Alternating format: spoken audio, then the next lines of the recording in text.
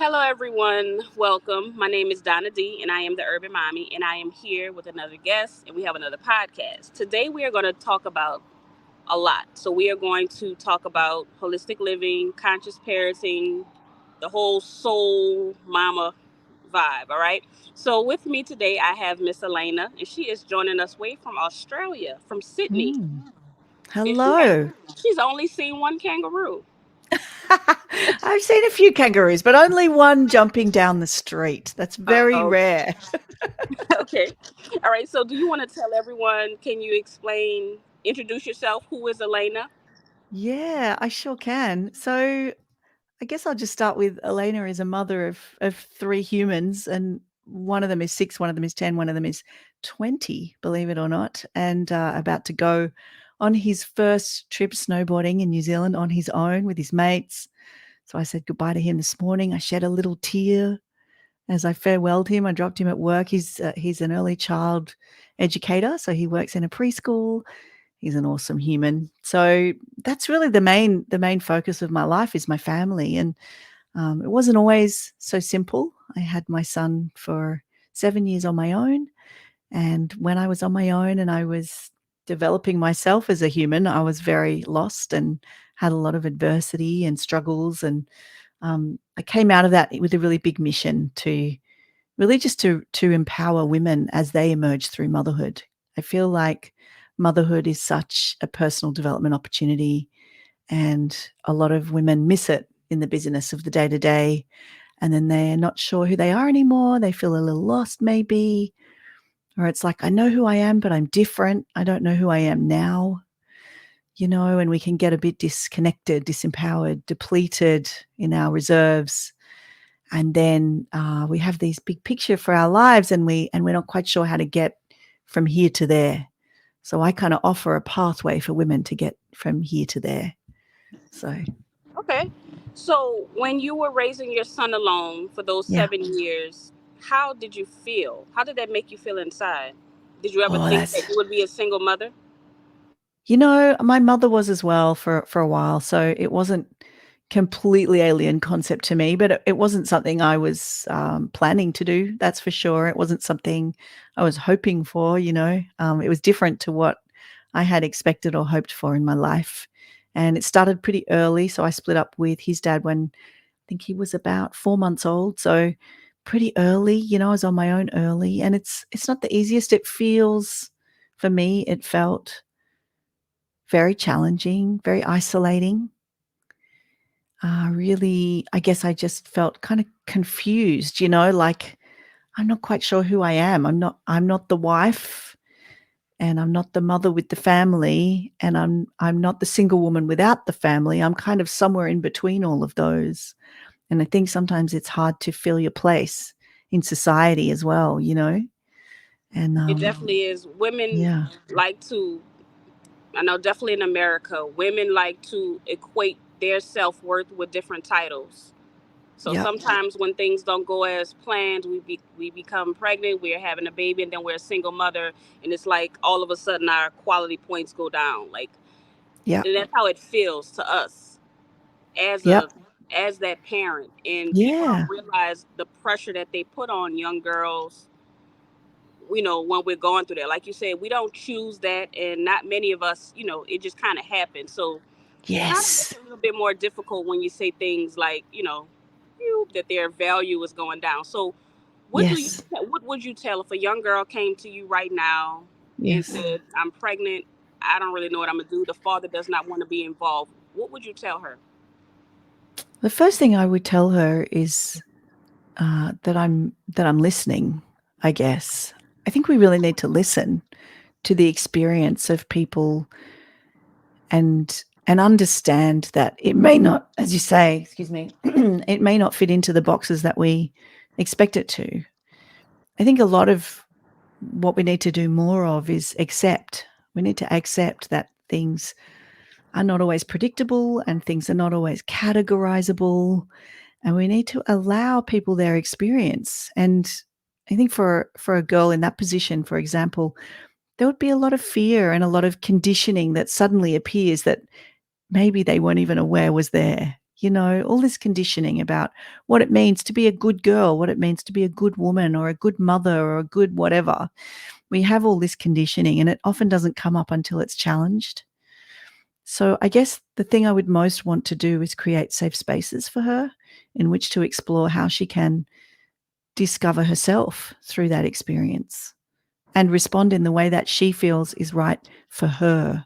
So I want her to feel agency and I want her to feel empowered to make her own decisions with support. With support. Okay. So to go back on holistic living, if you can explain that, how would you explain what holistic living is?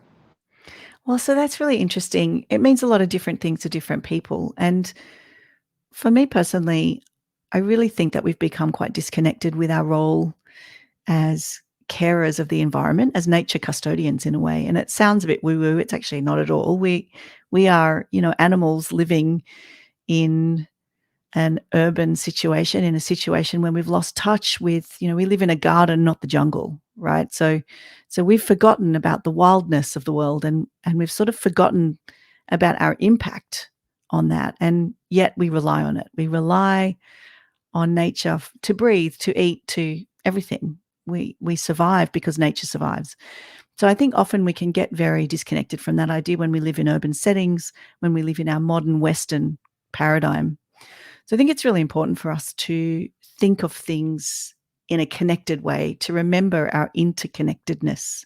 If we can remember how interconnected we truly are with those systems, with nature's systems, which we are all the time, then I think we get better at living a little more consciously and being a bit more aware of our impact. And that doesn't have to be a big thing. It can actually be, you set up a compost bin. Like it can actually be you buy things that aren't wrapped in plastic for a while. It can be really, really simple. It doesn't have to be a big lofty thing. You just start really small. You start from where you are. But just remembering that interconnectedness is the key piece. So that's the bit that I spend a bit of time educating people about. And often I have to remind people that eco and ethical, it doesn't always mean more expensive. In fact, sometimes it's less expensive, it's more affordable. So just educating people that there's a lot we can do, even in our urban settings, in our busy family lives. One of the biggest contributors to methane gas in the world is fresh food thrown in the bin, sent to landfill. So that's why I mentioned compost. If you can find a way to plant your waste from vegetables and fruit instead of throw it in a garbage bag and put it onto landfill, that would make a massive difference in the world. So small things done often and frequently by many people is really powerful. So I kind of just think about that. So holistic to me is thinking about the whole picture rather than just our little bit. Gotcha. Okay. So, what about self care? What is self care to you, and why is it important in our holistic lives, in our lives, period? Self-care is such a word that it's a couple of words that we've used a lot lately, don't you reckon, Donna? It's so it's been really, really overused, I think, and obviously it's important, and obviously it's the key piece that so many women are missing. But there was a great quote. It was actually from a Muslim woman following the Christchurch there were some shootings in New Zealand of a Muslim a mosque, and a bunch of people died. It was really tragic, and a lot of people were saying these people needed to take care of themselves following this event. And she made this comment on her socials. It was a beautiful comment. I can't remember the exact words right now. It's actually on my Instagram, but it was about shouting self-care at people who are experiencing something difficult is a really unfair thing to do. Like, obviously, we want to take care of ourselves. Obviously, self-care is important, but we can't always do it. So that almost makes another pressure, on someone who is already under pressure. Like, I don't have any time, I don't have any energy. How can it just adding something to my to-do list, that doesn't help me, you know? So I often use different words like self-nurture or nourishing yourself. I just try to use different words because I feel like it's actually about the way that we do things. It's not always about doing something extra or doing something more. It's about shifting a little bit the way that we do things or the approach that we take, or finding accessible ways to center our own needs, to come back to ourselves. And that might just be taking a few breaths. And why is it important? Because it allows us to be the adults and the regulated humans that we need to be to face all the challenges of family and modern daily life and all the pressures on women.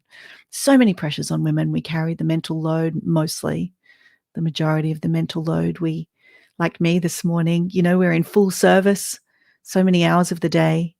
We're always giving, giving, giving. And this is generalizing, obviously, but there's a lot of that, and a lot of it's conditioned. So where do we find the ways that we can center our own needs through that? And this morning for me, that was, I had to say to my son, I've just spent an hour helping you. Now I need you to do something for you. My 6-year-old boy, I said, I need you to put your shoes on so that mommy can go brush her teeth. So it's that kind of thing of remembering to put ourselves into the mix. Okay. So for people who may not have the time to do the self care that you suggest they self nurture, what are some examples of self nurturing? Yeah, I guess the biggest example, and I'll speak personally, but also I offer this to a lot of the women that I work with, is to just consider how we can slow down a little bit and really sort out what's important, really make choices consciously and deliberately. And that's why I talk about soulful parenting or conscious parenting. What I mean is you choose your own adventure.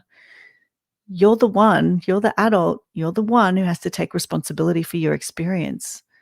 And that's not always easy to do, but you can do it. You can learn new skills. You can learn breath work. You can do a 1-minute meditation. You can eat whole foods instead of processed foods. You can take a supplement or a probiotic. You can look after the temple. You can make some time, carve out some time, get help, ask for help if you have it. You don't always. I didn't always.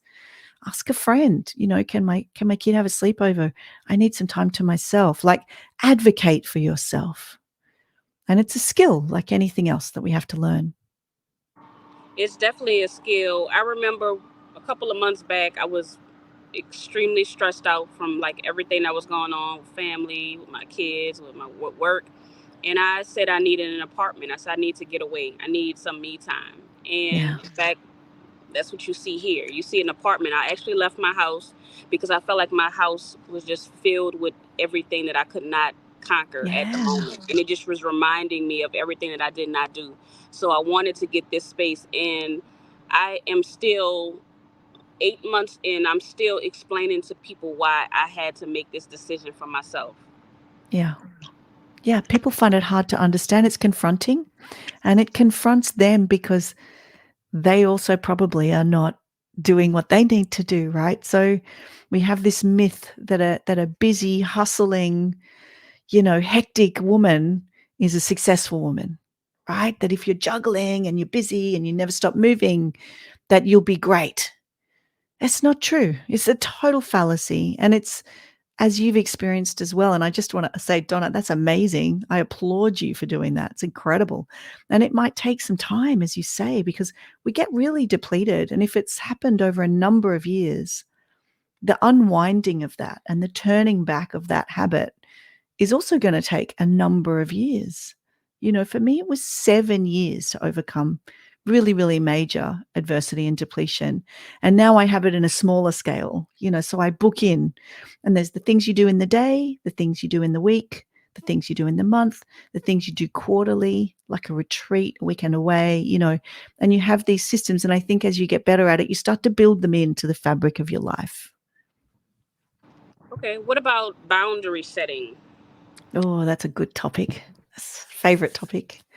So boundary setting, I think we often think of it as I've got to be really tough and I've got to say no and I've got to, and there's a great term in a paradigm called aware parenting, where they talk about particularly this woman in Australia who's an aware parenting expert called Marion. Marion Rose talks about setting loving limits. And I love that term because I think often when we haven't set any limits for a really long time, when we do it when we're angry. We do it when we're raging, when we're desperate. No, I can't do that for you. No, I can't do the dishes today. Somebody else has to do them, and it comes out naturally, it comes out in that way. But I think when we start to do that more often, when we start to set healthy boundaries more often, and it might be with friends and family having expectations of us, it might be your immediate family, it might be your extended family, it might be your work, your culture, your society. There's a lot of demands, right? And we have to be very, very clear about what we can and cannot give. We have to be very honest with ourselves and accept the reality that we're in and become very clear and deliberate and again conscious of what we are willing to give and what we are not willing to give.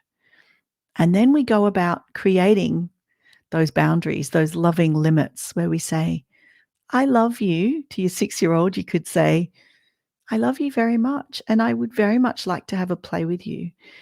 However, the first thing I need to do is brush my hair before we leave the house, and then I'll be a happier mummy, and then we can go play, So it can be really simple and loving. Okay. So, just looking back on your career with the holistic living, what was the biggest lesson that you have learned? That's such a big question. The biggest lesson, I suppose, is a more personal lesson around authenticity and being very true to yourself. I think, and I still catch myself doing this all the time. This is not like you make this decision and then it's done and one and done. This is an ongoing practice of honoring yourself and your authenticity. And I think you've got to really, really do the work to accept yourself for who you are and then constantly show up as that person because there's so many signals in our world, follow this person, do things the way this person does them and be this lady, she's amazing. And so you go, oh wow, you get this shiny object syndrome. Oh my gosh, that looks so cool. I want to be just like her. How incredible. And then, oh my gosh, look at what she's achieved. I want to achieve that too. So I'm going to do it the way she's done it. And then all of a sudden you're kind of in this weird no man's land. And I think the biggest lesson for me, possibly just in the last couple of years, is you do you. Like you, do your authentic 100% self. And then everything else is better. Everything else works better. Still learn from other people, but be you. Okay. So, when you are speaking with women, how do you teach them or how do you coach them to regain their power? How can you do something like that? Oh, I love that question. So I guess it's a little bit different for every person, right? Because we're not all the same person. So there's got to be a bespoke element. There's got to be a bespoke guidance element. And there always is when I work with women. So I work with women a couple of ways. I work one-on-one and I also have a program like a membership. And it's very small and intimate. So I have this great pleasure of being able to, because quite new, I have this great pleasure of being able to actually work really, really closely with the women and I know them really well and they're like my buddies and we show, we connect every month and we learn something new every month and there's now this beautiful library of skills and I have a program essentially. I call it the Lion Life Roadmap and I show them a step-by-step 5-stage process with lots of little modules in between. Some of them are longer than others and I really give them a lot of different tools in the toolbox and I say, okay, so start off with awareness, becoming aware of what really is holding you back. It might be physical, it might be rest, it might be you need to do a bit more exercise here and there. It might be that you're never making time for yourself. And we work out what that is and we become aware of what it is we need to do in the first instance to just come back to the baseline, right? Create a base. And then we go through 5 stages. We connect, we look at our home, we start living according with our values in our home, and then we go through to purpose, really, really coming up with purpose. What is our purpose and how can we live that more day to day? How do you teach this to your children? And I think, 'cause we yeah. want them to start younger than we did. Yeah, right. Yeah, absolutely. I think a lot of it actually is just by doing it. So like when we live a certain way, they learn so much just by seeing what we do. especially up to the age of 7. So there's developmental stages, and every age is different. But I would say up to the age of 7, it's very, very much about what are you modeling? How are you living? And it doesn't mean you have to be perfect all the time. Please don't misunderstand me. Not at all. Because we also have to model repair and recovery. So when we get things out of alignment, when we fall over, we need to show them how we pick ourselves back up again. Or when we breach a boundary with them or we get angry, we need to show them how to repair and recover from that and how to make amends and say sorry. And, that's just as important. So it's not about being perfect all the time. That's really important. How do you address forgiveness? I guess I do it. I show them and I say, just say the siblings had a fight, and one of them hit the other one. This is pretty rare in our house, but it happens. And so just say that happened. I would talk to them and I would probably focus on the child that received the hit more than the child that did the hitting in the moment. And I would help them and I would say, your sibling is learning. They made a mistake and I'm going to talk to them about that. I'm going to help them, show them other ways they can handle their anger rather than lashing out. Do you think you could accept if they said sorry? Do you think you could accept that? That kind of thing. If they're vocal or verbal, if it's younger than that, it's a little different. It's more physical. It's more energy related. It's more about loving spaces and safe spaces. And if they're older, you can go into more depth and more mediation type processes. Okay. So when dealing with children and trying to teach them the correct way that we should, be living, and you think Yeah. back to yourself, were you always like this? How long, when did you start this holistic life? Yeah, I guess I've always been interested in these things, but as I've grown older, it's become more of a mission. It's become more of a driving force, and particularly in motherhood, I think because I was thinking about the world and I was thinking about what kind of world my children are going to grow up in. That sort of really motivated me. But yeah, I certainly always had a bit of a leaning towards the hippie side of stuff, but I'm also a really practical person. I'm a black belt Mhm. martial artist. Like I'm also a very practical person in my life. So you were always like helpful, always wanted to help others. I think so. I think I've always been like that. I've always been a bit driven to serve and very sensitive to the needs of other people and the needs of the world, even as a child. So I don't know if you've heard the term highly sensitive person. I'm definitely an HSP, so I notice things differently, but there's a highly sensitive people. It's a term now, HSPs. There's a certain percentage of the population that are more sensitive. I'm definitely one of those, but most HSPs are introverts. And then a very, very small percentage again of HSPs are extroverted HSPs. That's me. That's why I'm able to talk and be friends with you straight away. And you know what I mean? Like that's it's like 2% of the population or something is an extrovert, highly sensitive person. So So highly sensitive, like emotional. it kind of means that you just feel things deeply. So someone else might see a kitten and go, there's a kitten. And I might see a kitten and go, oh, look at the little kitten, like, and it affects me. I feel something. So it's really about your experience and emotion. I have a friend. I guess I would do the animal, like, oh, but I have a friend that I think she would probably be highly sensitive because she Mm. cries a lot. Like, Yeah. we can watch a movie and she would just start bawling out Yeah. crying. I'm like, Yep. I only, I don't cry a lot, but she would cry for any old thing. Oh, yeah. Tell her about it. She might enjoy it. Highly sensitive person, HSP. It's really helpful actually, because there's a lot of people in the world who feel things really deeply and they think it's something wrong with them. And it's taken me a long time to work out that this is a superpower. This is actually something that really, really helps me to understand people. And I'm glad you actually brought that up. Have you ever heard of the movie called A League of Their Own? It's a Yeah, I haven't baseball watched it for a movie. long time, but yeah. It's an old movie, and it's not really sad, but there's like a funny scene on the movie, and the girl starts crying and the coach tells her there's no crying in baseball. So, it was like a funny scene, right? Yeah. Most people would laugh at that scene. My daughter cried her eyes out. Oh, She just thought that bless. was so sad, but everybody else was laughing. We thought it was funny, but I believe that my daughter Yeah. is highly sensitive. So I'm very interested in learning about this Yeah. because as I have to raise her, I have to keep that in mind Yes, you that she's do. highly sensitive. You do, and there's some great stuff I can tell you about that. One is that I recently actually had on my own podcast, which is called Unboxable, a woman called Dawn Agnos. She's also in America, and she's an empath. Empath is like highly sensitive person to the max, and they're almost psychic. She talks about what it's like to be an empath. That's really, really interesting. But the other thing that comes to mind is there's a beautiful practitioner who's a world expert on trauma. His name is Gabor Mate.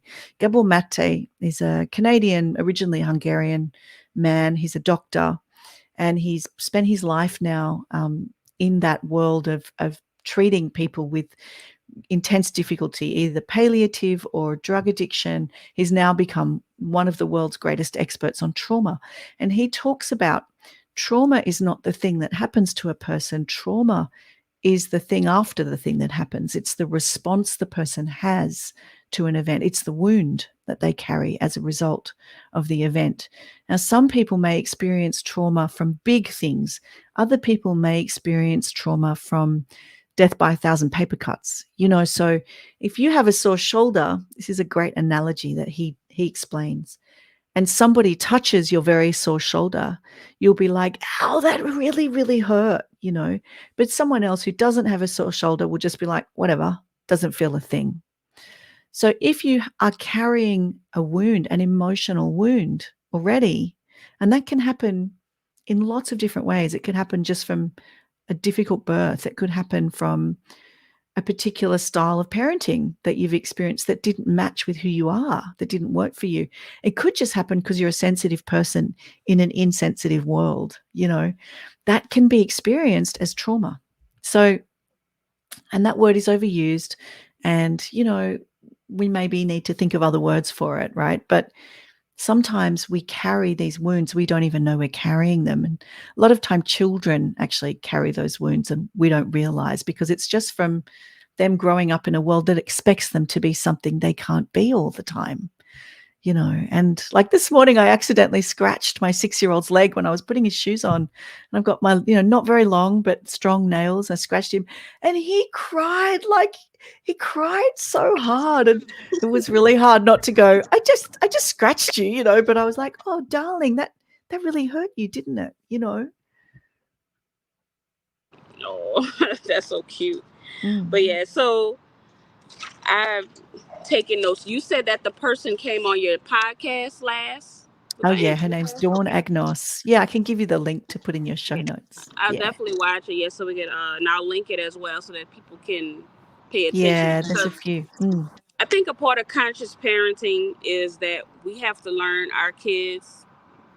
Back in the day, it was parenting just went across whatever. That was just what they did, and Yeah. it did not change for each child. But Yeah. now I think we have to know our children's their strengths, their weaknesses, so that we can parent them better. Yeah, we know better now. I think you're right. And I think really a lot of it is about actually seeing the results of our industrialized society and this one size fits all parenting method. And that's us in a way. That's our generation. I'm not sure how old you are, but that's yours and maybe mine generation that are living that now, and we're seeing the results of that, and we're knowing now and understanding, because we have research and we have access to so much information, that there are other ways. Yes, I'm definitely I'm still in a. I'm 30, 38, so I'm still on the line of the two generations. So I know Yes. both sides. So I know, but I'm also young enough to know that we are trying to do things differently. It's a struggle. Yes. It is definitely a struggle Yeah. because you have to compromise so much. So, like, to me, my rules are my rules, and I feel like that's it. Yeah. But the new Yeah. conscious person is trying Yeah. to, I don't know, maybe negotiate the rules. Interesting. So I actually think it's great to have the rules of the rules, and Okay. then it's also great to accept the response to that from your Mm. children. So yeah, you say, look, this is the one way to say that is, I'm not willing to have you leave the kitchen messy after you eat. I'm not willing for that to happen. So I'd like you to clean up the kitchen after you eat. And you ask. It's ask, don't tell, but very clear that that's an expectation and supported. You support your children to meet your expectations. And I think also there is an element of being very loving in the way that you set those rules and being very accepting of their response. And I think when we do that in that way, and we are able to do a little more asking and a little less telling, and we're a little more accepting and a little less rejecting of the responses that our children have, then we create a safer space in our home and we remain connected to our kids. Really, it's about interconnection, which is how we started this conversation. Remaining interconnected with those we love. It doesn't mean you roll over. I think that's a great fallacy. Everybody needs to know your limits. And it's about us communicating those in respectful ways, in loving, respectful ways. I'm glad you cleared it up because a lot of people, well, I don't say a lot of people, I know I thought, and Yeah. I'm sure others did. They Yeah. thought that conscious parenting is basically we just kind of letting our kids rule. No way. No way. No way. And I think That's you're what it right. seemed like to me. I was like, it seems like they just let their kids do anything, but that's not it. Yeah. No, no, no. And I actually think that that's in a sense, that's often a response to people who had super strict families. And so they're actually processing their own childhood traumas by parenting in the opposite way. That's not a deliberate or a conscious thing. That's a reaction to trauma, usually, most often. Okay. So I'm glad we got back to trauma. We're just all over the place, but I appreciate it you for getting me back on track. So when we're dealing with trauma, Mm, what are some of the best ways to deal with it? Because it's yeah. difficult. Of course, we know everyone is different, but what are some of the Yeah. best ways that you've noticed? Okay, so I'm going to generalize wildly and I'm going to use my own personal experience as a reference. Okay. So I had a really violent attack at my home and I had PTSD for a year. So this is the most extreme version of trauma that I've experienced. That PTSD wasn't labeled or named for 12 months. And my life was threatened with a knife in my home. It was very, very scary. And for 12 months, I wandered in the wilderness, hallucinating, self-medicating with alcohol, alienating the people around me. No one knew what to do. No one in my family or my friendship group knew what to do with me. I became anorexic. I was just a mess, right? And for 12 months, I didn't have a name for what was going on. When I did get the name, and I know now the research tells us that if something traumatic happens for a person, and I'm talking about big T traumas here, big T traumas, then a big thing happens. The sooner that you can get treatment, the more easily you will heal. It's a little bit like a wound. If you experience a physical wound, the sooner you get medical treatment, the better it will heal. It's the same with emotional or physical trauma. So that's the big T trauma answer. And what I ended up doing was I went through a massive process of searching for the right modality, searching for the things that worked, accepting help, becoming very humble. For me, it was somatic healing, so work with the body, because a lot of the cortisol that comes from a traumatic experience lives in the body. The hormone that's released that makes you, the adrenaline and the cortisol that makes you fight or flight, that is actually something that gets captured in your cells and then you kind of remain in fight or flight. So it's very, very exhausting and it's very difficult to escape when you're in that state. And so I found that I needed to do somatic therapies, which means anything to do with releasing stress from the body. And there's a lot of different ways you can do that. Yoga is the most obvious, trauma informed yoga. So I've done a fair bit of that. Martial arts can be really good if you're in a safe space with your martial arts gym. Just working out can be really good, but also finding therapists that work in that mode. So there's a lot of somatic therapists in the world, lots of different modalities, but excuse me, that's what I would be looking for. And talk therapy can help as well, but you'd want to find a very trauma informed talk therapy, not just any old therapist. That's the big T trauma. The small T trauma is a little bit different. Are you hearing that? There's some distortion. Maybe it's okay now.